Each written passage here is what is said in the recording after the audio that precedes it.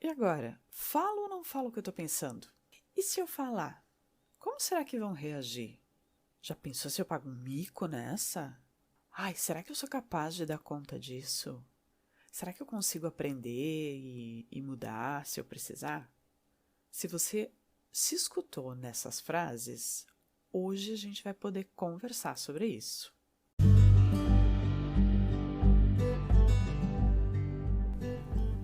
Eu sou Luciene Geiger e convido você a estar comigo em mais um episódio do Berço. Um podcast para quem já percebeu que vivemos uma época de intensas e profundas mudanças individuais e coletivas. Um podcast para você que quer se comprometer e colaborar para que essa mudança seja positiva, construtiva e regenerativa para você e também para todo o planeta. Hoje, então, a gente vai finalizar uma sequência de episódios em que nós conversamos sobre autoestima e os pilares que a sustentam. Nesse episódio, a gente vai falar sobre os dois últimos pilares, que são a autenticidade e a autoeficácia. Lembrando que essa compreensão da autoestima, ela é assim apresentada no livro Imersão, do Diogo Lara, que eu mencionei lá no episódio 7, e também no aplicativo Símbolo. Mas eu também quero lembrar que falar sobre autoestima sempre vai ressurgir aqui no Berço, praticamente em todo episódio, porque a gente viu que esse é um aspecto central de quem a gente é.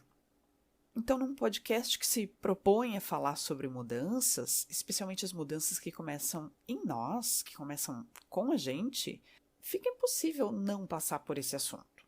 Então, vamos lá. Esse vai ser um episódio para me lembrar de muitas das aulas que eu já ministrei envolvendo o assunto autenticidade. Mas afinal, o que é autenticidade, né? O que é ser autêntico, ser autêntica? É comum, quando a gente pensa em autenticidade, em considerar que ela signifique ser você mesma. E, de fato, essa ideia não está errada. Bem resumidamente, é isso aí. Mas talvez não fique suficientemente claro sobre como isso acontece. Como assim ser quem a gente é? Quando é que a gente não é o que é? Alguém pode pensar. Bom, eu já explico. A autenticidade, ela pode ser compreendida basicamente de duas maneiras. Uma delas diz respeito a gente tomar consciência, a gente se dar conta do que se passa no nosso íntimo, dentro da gente. Simplesmente isso.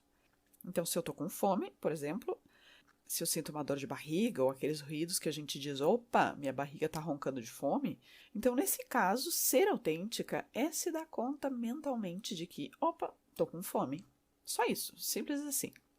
Perceber, pensar adequadamente sobre o que se passa com você, é isso. É pensar, é admitir que, tô com nojo dessa pessoa, tô com inveja dela, não tô gostando de estar aqui nesse lugar, tô sentindo ciúme, ou tô me sentindo super poderosa. E tudo o que for possível a gente experimentar num certo momento. O que é que você, por exemplo, agora está sentindo aí? Se você apreender bem o que está se passando aí com você, você está sendo autêntica. Mas a gente pode ir adiante.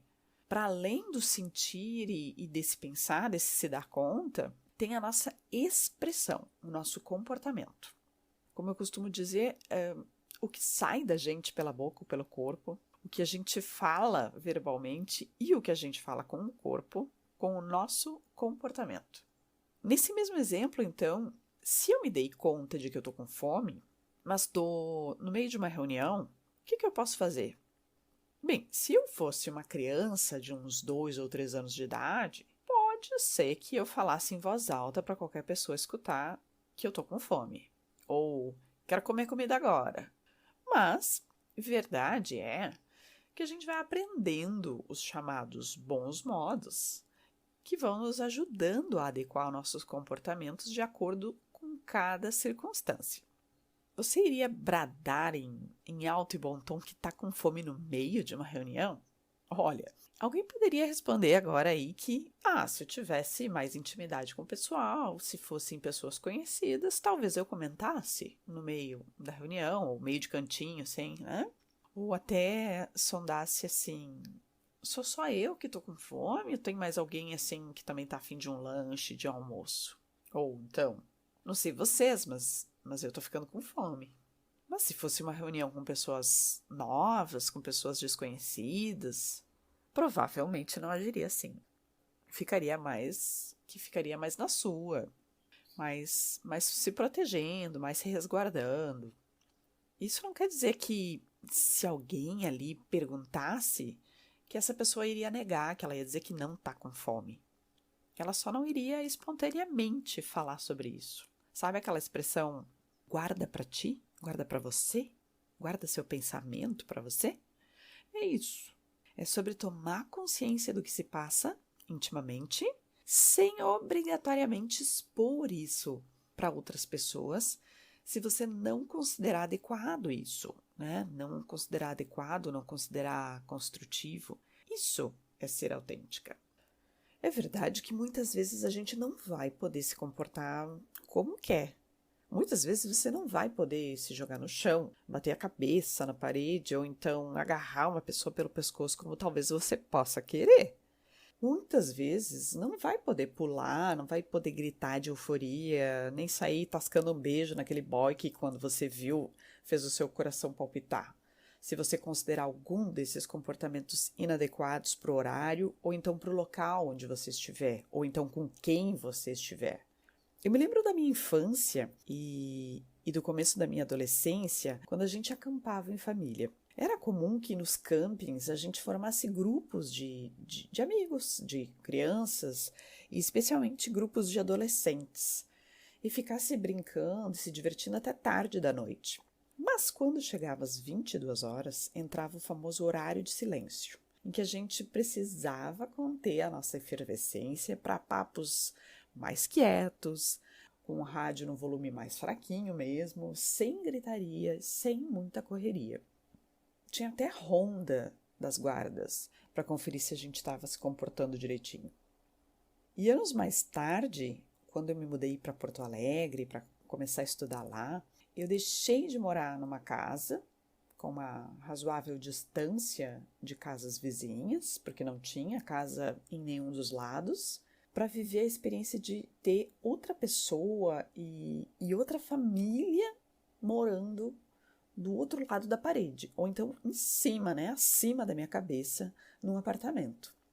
Não à toa que a gente ironizava, né, sobre a ideia do apertamento. E ali, de fato, a lei do silêncio passou a ser uma regra diária, não mais uma regra esporádica para mim. E era uma circunstância muito diferente do que morar numa casa que não tinha casas vizinhas, como era a casa em que eu morei, né, a primeira casa em que eu morei, onde tinha mais espaço, literalmente, para a gente poder se expressar sem ficar pensando tanto, sem ficar pensando se ficava atrapalhando ou incomodando alguém. Tanto os prédios, os condomínios, quanto os campings tinham em comum as regras da boa convivência, que se por um lado facilitam, ou pelo menos pretendem facilitar a convivência entre as pessoas, por outro lado, a gente sabe que limitam a livre expressão que possa causar incômodo ou até dano para alguma outra pessoa. Ônus e bônus da socialização, né, da convivência com outros seres humanos. Então, ser autêntica em qualquer situação tem a ver com você estar consciente do que está se passando internamente com você num momento, frente a uma situação. Isso vai envolver nem sempre poder mostrar tudo o que você está sentindo e pensando, se você assim julgar inapropriado. Mas em outras tantas vezes, a exata expressão do que você está sentindo e pensando é que vai evidenciar a sua autenticidade. Tem gente que a essa altura do episódio pode questionar e dizer: mas Lu, se eu tiver com sono, se eu estiver entediada numa reunião, louca de vontade de ir para casa, mas eu fico mesmo assim, como é que eu posso estar sendo autêntica? Então, como eu já falei antes, cada pessoa precisa desenvolver uma habilidade que é a habilidade de avaliar as circunstâncias. Isso quer dizer avaliar, considerar as pessoas que estão na sua volta num determinado momento, avaliar, levar em conta o lugar, a ocasião, o evento e considerar se é mais ou menos adequado expressar verdadeiramente aquilo que está se passando no seu íntimo. Vê que eu não estou falando em fingir que está adorando a reunião.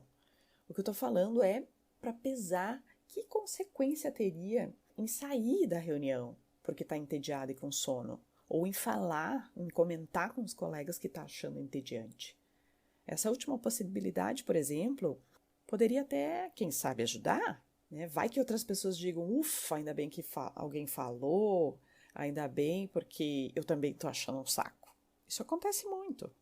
Nesse caso, essa ousadia de falar, né, o que está pensando, o que está sentindo, pode até ajudar a transformar um contexto, uma cultura. Mas a gente precisa lembrar que em algumas outras ocasiões, essa sinceridade pode acabar virando um sincericídio. Nunca aconteceu de alguém vir e falar algo que pensava ou que sentia sobre você e que você acabou ficando chocada, paralisada ou até mesmo apavorada? Quem sabe até pensando, por que essa criatura falou esse negócio assim pra mim? Ou seja, nem sempre a expressão sincera, em qualquer ocasião, vai ter uma boa repercussão. Mas internamente, no seu íntimo, poder ser sincera com você mesma, perceber que a sua vontade naquele momento é esmurrar a parede ou a cara de um colega, ou então tascar o beijo naquele boy que apareceu e cruzou o seu caminho, isso é o suprassumo da autenticidade. E quando você percebe que uma expressão sua não vai causar prejuízos para você e nem para outras pessoas, não vai melindrar suas relações, por que não ser autêntico e expressar aquilo que você está sentindo e pensando? Essa pode ser uma boa pergunta para se fazer. Por que não? Ah, mas nessa hora eu escuto aquelas pessoas que me dizem assim, Lu, e se eu falar e a pessoa sair correndo? E se eu insinuar para aquele cara que tô afim dele e ele me achar ridícula? E se eu falar para minha amiga que acha horrível o cabelo dela e ela ficar magoada comigo? Como é que fica? Olha, eu super entendo essa preocupação. E, aliás, eu considero essa preocupação muito válida, porque é ela que pode muito bem ajudar a, digamos, modular essa expressão do que se passa com a gente. Se você já conhece essa amiga, por exemplo, de repente já sabe que ela tende a se magoar com facilidade, a essa altura já sabe que ela tem uma autoestima frágil, né? Se você vem escutando os outros episódios, você já sabe disso. Talvez você precise cuidar mais da maneira como vai expressar essa sua percepção sobre o cabelo dela. Talvez tenha que escolher melhor as palavras, que cuidar bastante como vai falar, né? Talvez precise, junto disso, talvez precise considerar algum outro aspecto que esteja ok nela, para não parecer que você está desqualificando tudo. Vai falar do cabelo, que não tá legal? Fala junto disso sobre alguma outra coisa que tá legal, né? Que você considera legal, melhor dizendo, né? Isso talvez ajude para que ela tenha uma outra compreensão do que você está falando, né? Que ela não leve para uma desqualificação total. Então, nesse caso, ou num caso semelhante, é legal ser cuidadoso, ser cuidadosa. É legal a gente cuidar da maneira que a gente vai se expressar sobre o que a gente pensa e sente. Mesma coisa com o cara. Dizer que você está afim dele, sim, é um risco. E viver é realmente uma coisa arriscada. Mas, como eu sempre digo, quem não joga na loteria nunca vai ganhar o prêmio.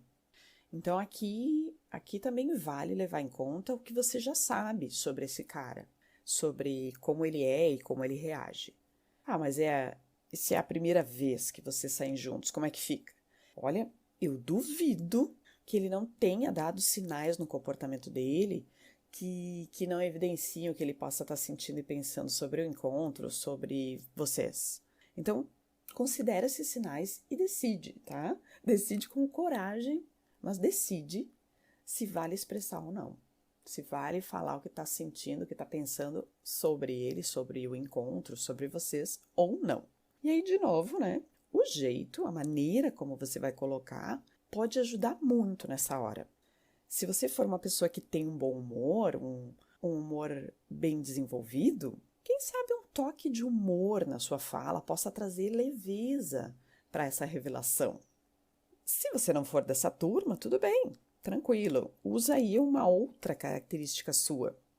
Já teve cliente minha, da turma do sincericídio, que disse pro rapaz, olha, eu costumo pecar por ser direta demais em algumas coisas. E tem vezes em que eu me meto numas roubadas e coloco outras pessoas em saias justas, mesmo sem querer. Eu não quero que essa seja uma situação dessas, mas eu preciso te dizer uma coisa. E aí ela revelou e tudo se desenrola super bem entre eles. Sem roubada, sem saia justa. Exatamente porque ela foi sincera, mas ela foi sincera sem ser sincericida. Ela se mostrou vulnerável. Ela se mostrou, ela se expôs sem querer esconder essa característica dela. Talvez, no seu caso, possa ser uma outra característica que você ainda tenha receio de mostrar. E tá tudo bem. Só você vai saber quando é hora de arriscar, quando você vai estar suficientemente pronta para lidar com qualquer reação da outra pessoa. Porque é isso, né? A gente fala, a gente expressa, mas a gente não tem controle sobre o que vem de resposta diante disso. Né? Então, sobre isso você nunca vai ter controle. E não é porque você falou ou deixou de falar que a outra pessoa reagiu daquela maneira. Isso é importante também levar em conta, né? Lembra que ela vai ter as reações internas, as questões internas dela, que vão pautar a maneira como ela vai reagir. Né? Eu vou voltar, por exemplo, da reunião. Pode ser que a maioria esteja achando aquela reunião um saco também. Ou então que esteja achando ela boa, enquanto só você está achando ela entediante. Talvez seja você que naquele dia está com menos paciência, que naquele dia está preocupada com algum problema, com alguma questão. Que talvez naquele dia não veja a hora de sair dali para encontrar o boy em algum lugar, por exemplo. Então, vê, não é a reunião que é o problema e também não é você que é um problema. A questão não é nem problema, é como você está experienciando estar ali naquele momento, naquela circunstância. Como cada pessoa experiencia uma relação com outra pessoa, com um evento, com ela mesma. Então, é legal estar atenta ao que se passa na sua relação, lembrando que o que a gente sente no íntimo, a gente não controla. A gente apenas reconhece como é e controla, digamos assim, o que a gente pensa sobre isso, a maneira como a gente significa isso que a gente está sentindo. E lembrando, como o Renato Russo já cantava, o saudoso Renato Russo, que mentir para si mesmo é sempre a pior mentira. A gente reconhece como é, a gente olha para as nossas sensações, para os nossos sentimentos, pensamentos, reconhecendo que eles são, como são, e então a gente acolhe o que surge e procura aceitar. Lembrando do episódio passado, né? A gente procura aceitar, acolher isso. É como é. E quanto mais a gente fizer isso, mais a gente vai colaborar para fortalecer um outro pilar, que é o pilar da autoeficácia. A autoeficácia, então, ela se refere a essa nossa capacidade de agir no mundo a partir da autoconfiança, com base num senso de vontade e de capacidade. Para você entender melhor, me vem à mente agora a imagem daquela criança pequena que quer fazer uma coisa sozinha e faz questão de dizer assim pra gente, eu consigo. Deixa eu sozinha. Fico pensando agora na Bela, né? Bela é super essa criança. Adora fazer as coisas e fica muito feliz quando percebe que consegue fazer as coisas. Então, a autoeficácia é a confiança de que você é capaz, de que vai conseguir fazer algo, que vai conquistar algo. Mesmo que às vezes ainda nem saiba como, mesmo que ainda talvez tenha que aprender como, ou então a confiança de que você sabe, que você consegue quando se trata de algo que você já aprendeu, algo que você já fez talvez muitas vezes. Uma pessoa assim autoconfiante, ela reconhece as próprias forças, ela reconhece, ela sabe quais são as suas capacidades e ela busca exercitar essas características com consciência. Por exemplo, uma mulher que aprendeu a dirigir um carro. Se ela acabou de aprender, é ou não é verdade que a tendência é que daqui a 1 ou 2 anos ela dirija melhor que hoje? Sim, né? Se ela seguir praticando, se ela seguir dirigindo, é verdade. Então, nesse caso, a autoeficácia vai ajudar ela a reconhecer que ela já é capaz de dirigir e que ela pode ficar ainda melhor com a prática ao longo do tempo. E mais, foi a autoeficácia em outras áreas da vida dela que provavelmente fez com que ela confiasse que seria capaz de aprender a dirigir. Porque sim, quanto mais a gente se sente capaz de aprender e de fazer coisas, mais a gente se sente e se mantém aberta a outras possibilidades. Tem vezes que eu atendo pessoas que duvidam da sua capacidade de aprender alguma coisa, ou mesmo de mudar algum aspecto seu. Mas toda mudança pessoal sempre vai envolver alguma aprendizagem, ou até várias aprendizagens. Então, uma forma de facilitar esse processo é essa pessoa olhar para outras situações em que ela foi capaz de aprender algo, em que ela aprendeu, em que ela mudou, e simplesmente reconhecer que ela pode, que mais uma vez ela pode. Outra via é ela se lembrar e se abrir para aprender em outras áreas. É ela se desafiar e sair de outras zonas de conforto para reforçar a autoeficácia sem envolver diretamente aquela situação em que ela está tendo dificuldade. Se for alguém, por exemplo, tendo dificuldade de aprender a dirigir, ela então talvez dá um tempo naquilo e aprender outras coisas, se desafiar em outros aprendizados com relação a outras habilidades. E em aprendendo outras coisas, reforçar a sua autoconfiança para depois, então, retomar com coragem e enfrentar o aprendizado de dirigir um automóvel. É legal dizer ainda que existem situações em que uma pessoa tem certas capacidades, por exemplo, a pessoa é muito boa em cálculos matemáticos de cabeça, ou é muito habilidosa com trabalhos manuais, ou para falar um idioma estrangeiro sem sotaque, por exemplo, mas ela não reconhece, ela não se reconhece com essas habilidades, né? Ela não valoriza essas habilidades, por exemplo. A pessoa que age com autoeficácia, ela, ao contrário, ela não só reconhece a sua capacidade, mas ela confia nessa capacidade para aprender o que ela ainda não sabe, porque ela reconhece que é capaz de se desenvolver. Então, vê que isso também tem uma relação com aceitar o que ainda não é da forma que a gente quer.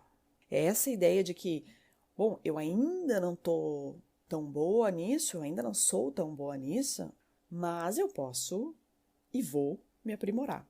Essa ideia. Essa é a ideia que traz as pessoas para a psicoterapia, por exemplo.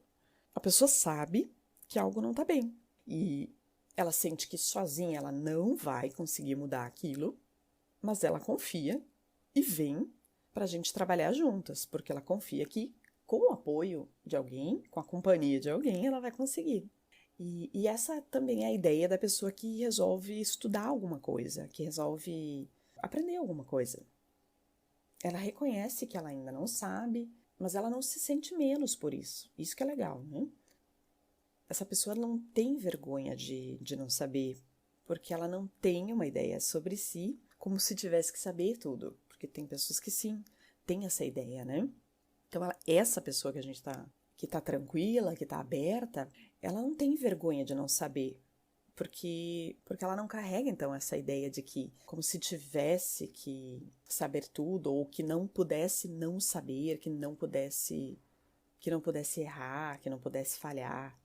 Porque se ela tem isso, ou se você vive isso, eu diria assim, ó, vale a pena investir num processo de mudança. Porque eu aposto que você já deixou muitas oportunidades passarem só para evitar correr o risco de que outras pessoas percebam essa sua característica. E eu vou contar um segredinho bem rapidinho, só para você. Vem cá, bem pertinho, vem cá, escuta uma coisa. Não é só você que falha, não é só você que erra, viu? Toda e qualquer pessoa tem alguma área para melhorar, para desenvolver melhor. Então, ao invés de ficar de olho no gramado e no jardim da vizinha, tira uma foto do seu jardim hoje e tira outra daqui a um tempo. E depois compara as suas duas fotos. Aí sim, você vai poder reconhecer, poder perceber as suas mudanças e a sua evolução. E aí fazer qualquer ajuste que você perceba que precisa fazer. Ou seja, é comparar o seu antes e comparar o seu depois. Você com você. A questão aqui é parar de comparar o seu jardim com os jardins da vizinhança. As suas flores com as flores da casa do lado. A única comparação que é válida para você evoluir é você hoje com quem você foi há 10 anos. Ou então você hoje com quem você vai se tornar daqui a 10 anos. Ok? Fazendo isso, você não só vai trabalhar a sua autoeficácia, mas também vai reforçar toda a sua autoestima. E vai ser muito mais gostoso conviver com quem você é. Eu aposto. E agora chegou a hora da ação.